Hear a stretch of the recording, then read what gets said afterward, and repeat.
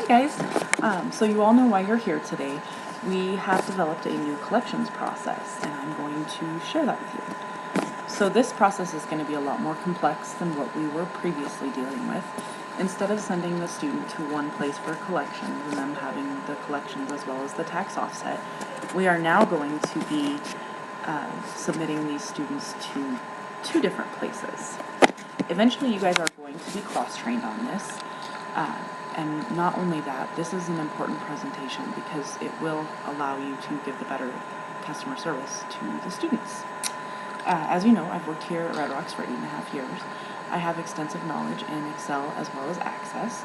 That's why they gave me this procedure to be my task. So comparing the collections accounts at the private agencies versus those at the state is going to result in cleaner accounting because both agencies are going to know what to charge the student, which in turn ends up as better customer service there with us. This process is very important because they are going to be submitted to two different agencies. If a payment is made at a private agency, that payment's not going to automatically upload to our tax offsets. We are going to have to review these accounts and we're going to have to submit any adjustments or cancellations. If the student is on a payment plan at the private agency, we are still going to submit that student for tax offset, which means this will be a reoccurring event because we have students in collections that are set up on payment plans all the time. It's not just the cancellations that we have to report. We have to report any differences, so we're not charging the student, a different amount here and a different amount here and a different amount here. That would make no sense. So by not comparing, that results in unclean accounting. We definitely don't want that. You all know how it is to deal with upset students, and by charging someone the incorrect amount, that can lead to upset students because they may be double charged. This can also lead to audit comments if one of those student accounts was pulled in an audit. Audit comments are definitely not good for us because they will lead to a bad performance review. So now that you know that this process is important, I'll go ahead and explain some of the steps in our new procedures. So our private agencies are going to be sending us statements weekly. Brandy's going to go ahead and get these statements posted. Then she's going to notify Celeste of all the students that were included on the statement that had a payment. Celeste's going to go in and she's going to adjust the tax offset or cancel it if necessary. After she checks that student in Banner and reviews that that is the correct balance. Same thing with the tax offsets, except that's going to be a once-a-month thing. The state's only going to be sending us the statement once a month. So Brandy will post the tax offset, and then Celeste will adjust or cancel the student account at the private agency if necessary. So right now it's going to be a pretty manual process. Eventually it will be an FTP upload, but we just don't see that that's necessary at this point. It makes more sense to do it manually since we aren't receiving very many payments since we have just started this process. So another thing that we're going to be doing is an inventory report. We will be taking all of the accounts, the inventory from each private collector, as well as the state.